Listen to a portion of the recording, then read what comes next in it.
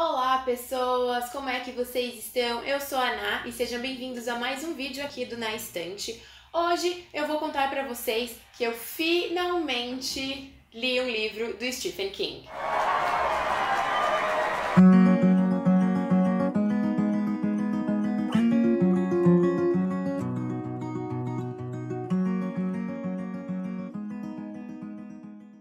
Bom, a maratona de inverno, a Booktubatona, acabou aí tem uns 2 fins de semana, mas eu consegui ler Carrie, a Estranha, do Stephen King, nesse tempo de maratona, e foi para cumprir o desafio, onde eu tinha que me desafiar a ler um livro de um gênero que eu não lia com frequência. Uma das minhas metas desse ano era sair da minha zona de conforto e ler gêneros novos, e como uma boa amante de filmes de terror e até mesmo de várias adaptações do Stephen King, eu prometi que esse ano eu começaria a ler as obras do mestre do horror. Então eu li Carrie, a Estranha. Então, se você, assim como eu, nunca leu uma obra do mestre do horror Stephen King, eu vou te dar uma dica que eu usei com base para escolher esse livro, para escolher essa minha leitura, e que eu espero que ajude vocês. Então, assim, a dica que eu posso dar é: comece do início. Carrie foi o primeiro livro publicado do Stephen King, e aí livro mesmo, né, porque ele já tinha alguns outros contos, algumas coisas assim, mas Carrie foi o primeiro livro oficialmente publicado do Stephen King.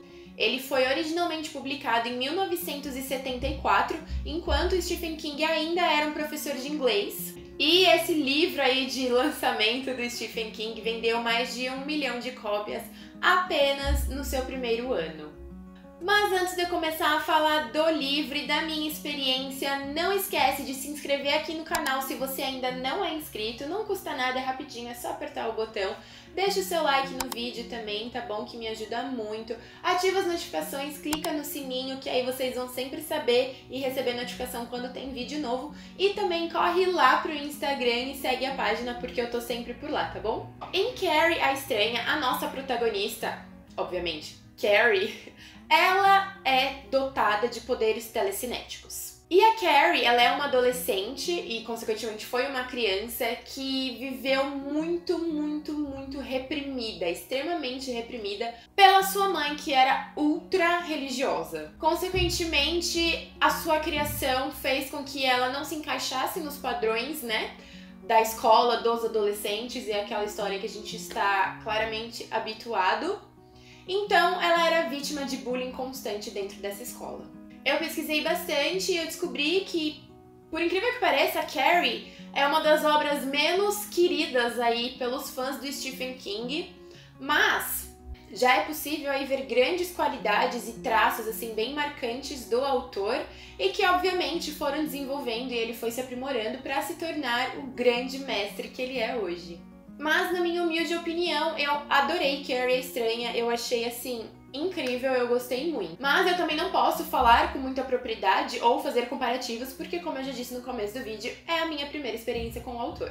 Importante falar aqui pra vocês que eu nunca assisti os filmes de Carrie, a Estranha, nem o antigão, né, aquele clássico, nunca assisti, e nem o remake feito recentemente com a Chloe e com o Ansel Elgort e tudo mais. Nunca assisti, mas é claro, já sabia do que se tratava, né, então tem aquela cena clássica do sangue. Então, assim, memes e referências eu já tinha, mas eu não sabia como era o decorrer da história e, principalmente, eu não sabia o final. Então, pra mim, essa leitura acabou sendo um pouco chocante, porque o final foi, assim, surpreendente. Ele pode ser considerado, sim, um livro de horror, porque ele tem elementos ali sobrenaturais na sua trama, né? Mas o que chama mais a atenção, o que faz o livro ser mais assustador, são as próprias atitudes humanas dos personagens que são retratados ali. Então, assim, ele não é um terror de espíritos, de possessão, não é nada disso. Ele é um terror, assim, um pouco mais psicológico e um terror que expõe pra gente os grandes monstros da história são os próprios humanos, são as próprias pessoas.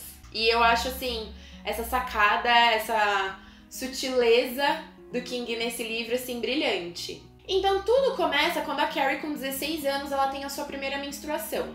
Isso aí já foi um pouco chocante por si só, porque 16 anos ter a primeira menstruação eu já fiquei meio de cara. E eu sei que antigamente as meninas acabavam menstruando mais tarde, né? Mas mesmo assim eu não esperava 16 anos, foi um pouco assustador. Assim, não estou acostumada a ouvir isso, a gente tá acostumada sempre a ouvir meninas de 12 anos menstruando, até meninas de 10, 9, Na verdade já é meio assustador assim quando você vê uma criança menstruando também, mas 16 anos eu achei meio surreal, mas não é impossível, acontece. Pelo menos acontecia. E infelizmente esse episódio, né, a primeira menstruação da Carrie acontece quando ela tá tomando banho depois da aula de educação física no vestiário, ou seja, com várias outras meninas que já tinham menstruado e que já estavam acostumadas a fazer piada e a fazer a Carrie sofrer, né? Judiar dela, fazer um bullying bem pesado aí. Então, coitada. E foi, assim, uma cena muito, muito, muito horrível de ler, porque foi bem pesada mesmo, assim, um bullying muito brutal, uma crueldade daquelas meninas com ela, que, nossa, me deixou, assim, desgostosa e enojada. Foi bem triste, mas bem tenso ali, sabe? Eu senti muita, muita pena dela e é desesperador, assim, acompanhando tudo que ela passa, tudo que fazem com ela, porque bullying é realmente um negócio muito, muito sério.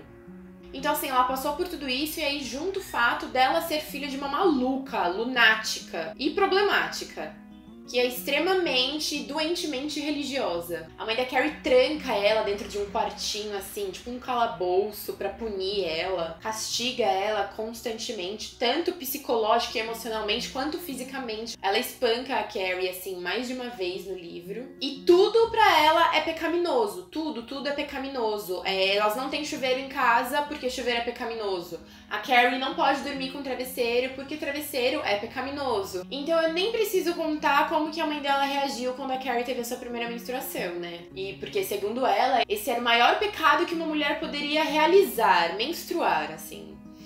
Eu só vou fazer um parênteses aqui, porque eu sei que na internet às vezes a gente acaba sendo mal interpretada, então eu acho importante ressaltar. Eu sou uma pessoa que respeita todo e qualquer tipo de religião. Cada um reza, cada um acredita naquilo que lhe convém, e se não reza e não acredita em nada, tudo bem também.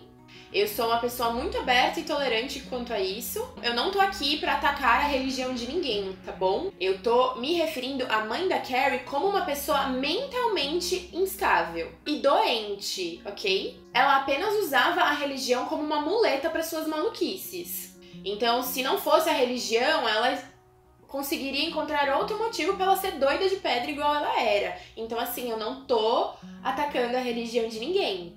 A questão aqui não é religiosa, a questão aqui é psicológica da personagem, tá bom? Voltando, o relacionamento delas é péssimo por conta disso tudo. E o livro, ele vai mostrando os pensamentos da Carrie e a gente vai conseguindo enxergar que ela começa a ficar cansada de ser boazinha e de obedecer sempre à mãe. E ela começa a ter pensamentos vingativos, ela começa a sentir muita raiva. Então, assim, ela não é aquela pessoa doce que às vezes a gente pode imaginar. Ela era uma boa pessoa, mas o livro vai mostrando essa mudança aí e a luta interna dela com ela mesma, porque ela começa a ter todos esses pensamentos, porque ela tá cansada de ser humilhada na escola, ser humilhada em casa.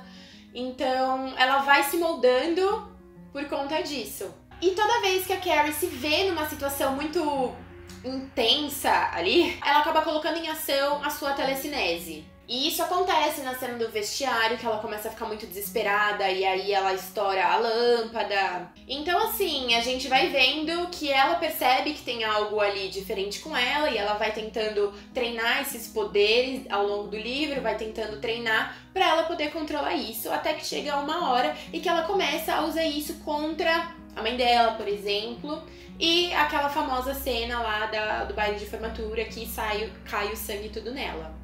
Sei que nessa hora do vestiário foi tão tenso que rolou ali que uma das meninas se sentiu muito mal, porque ela não estava acostumada a fazer isso com as pessoas. Ela até era uma pessoa boa, mas sabe como é adolescente, né?